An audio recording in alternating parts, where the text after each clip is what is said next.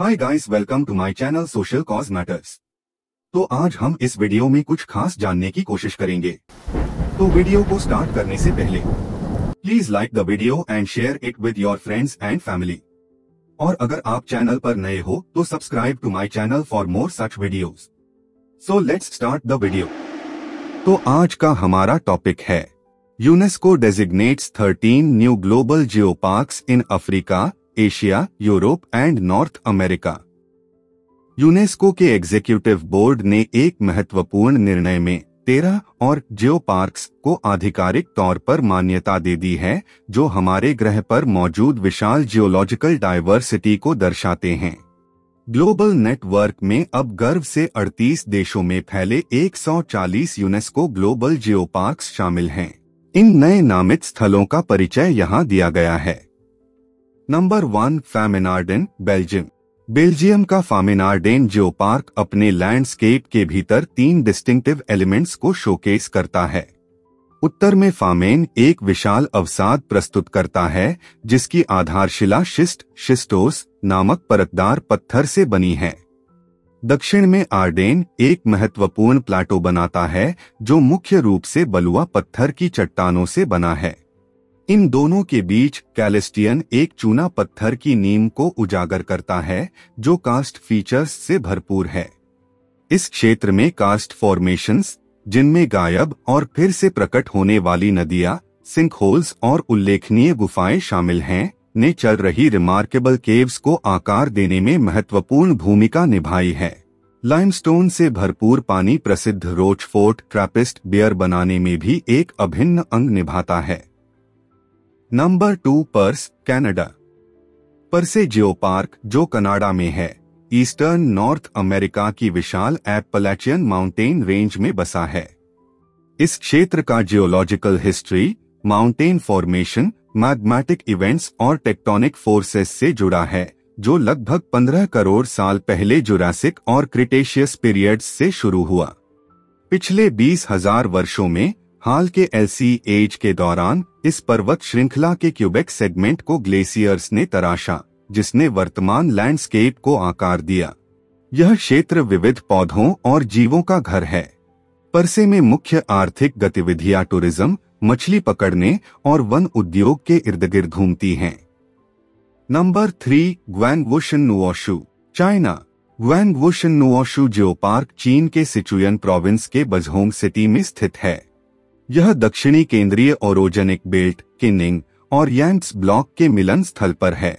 इस क्षेत्र में कर्स्ट और टेक्टोनिक फॉर्मेशंस, झरने और तालाब जैसे सुंदर प्राकृतिक दृश्य हैं।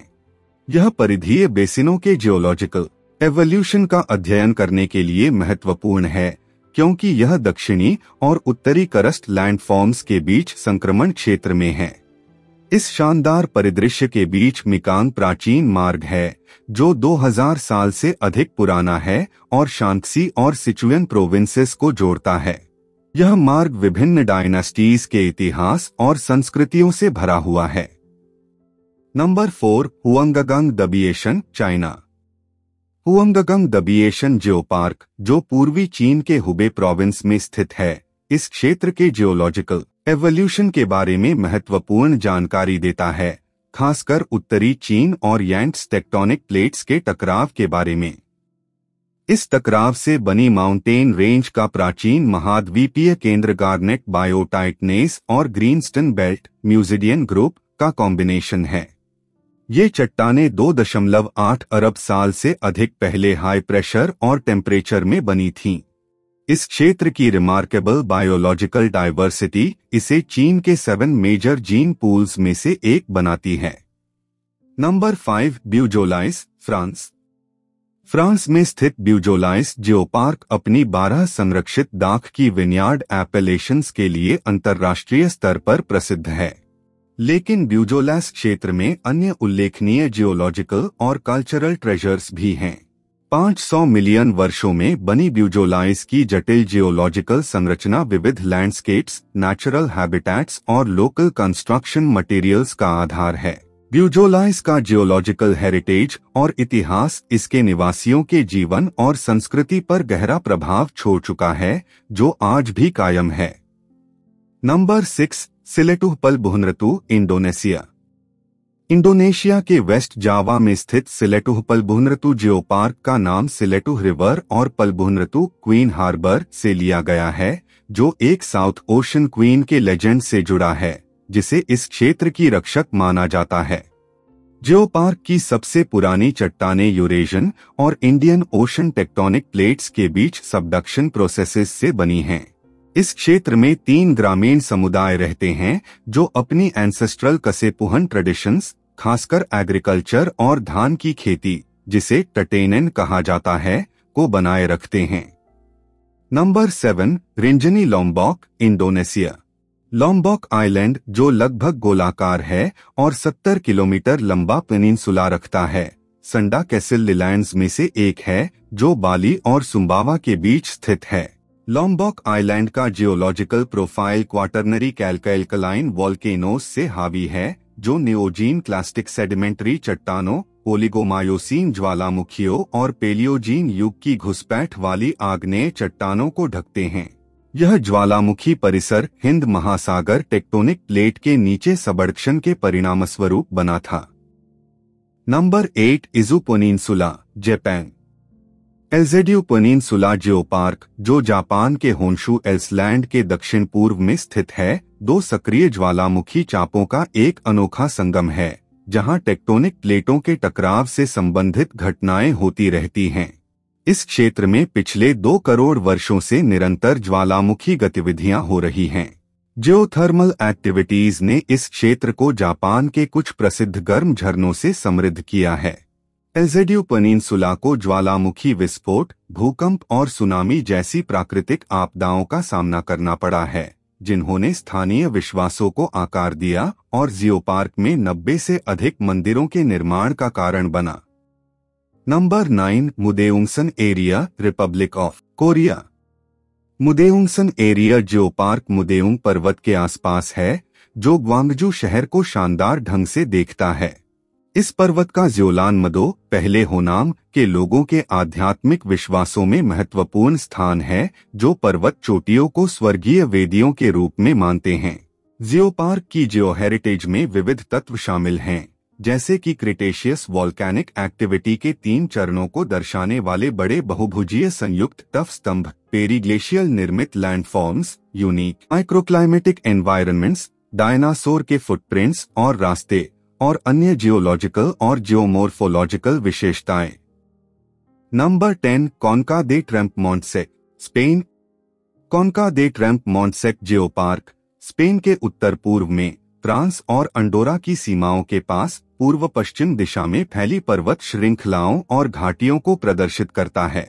यह संरचना सेंट्रल पाइरेनीज की दक्षिणी ढलान पर कई ओवरथ्रस्ट नैप्स से मेल खाती है। इस क्षेत्र का जियोलॉजिकल रिकॉर्ड 550 मिलियन वर्षों तक फैला है और यह अंतर्राष्ट्रीय स्तर पर मान्यता प्राप्त समृद्ध प्राकृतिक विरासत प्रदान करता है।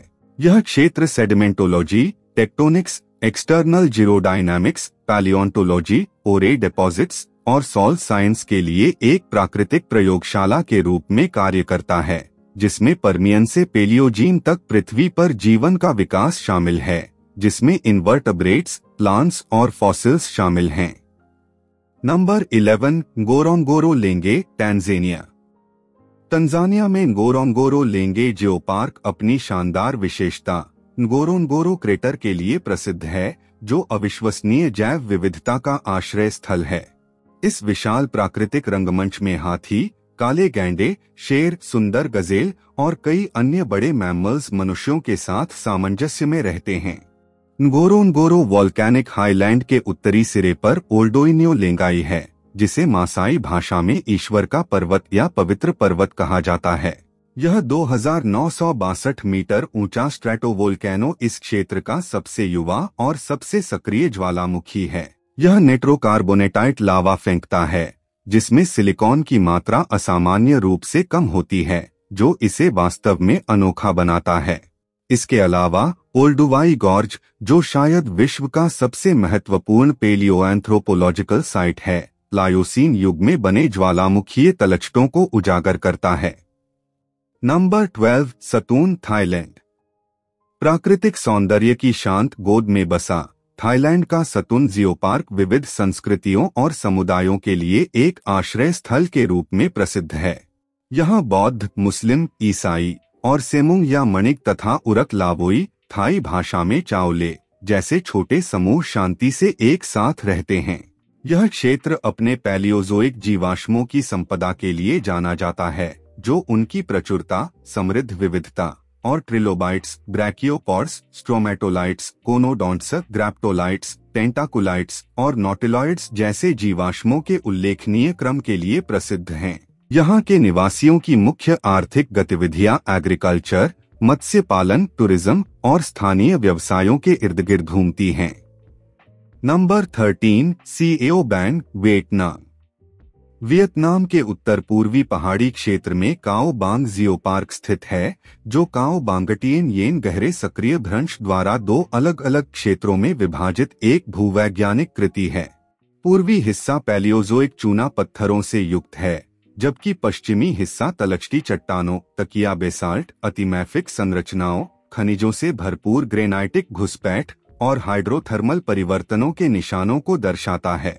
9 अलग अलग जातीय समूहों की विविध आबादी का घर, जो अपनी समृद्ध सांस्कृतिक परंपराओं और अद्वितीय पहचान को संरक्षित करते हैं।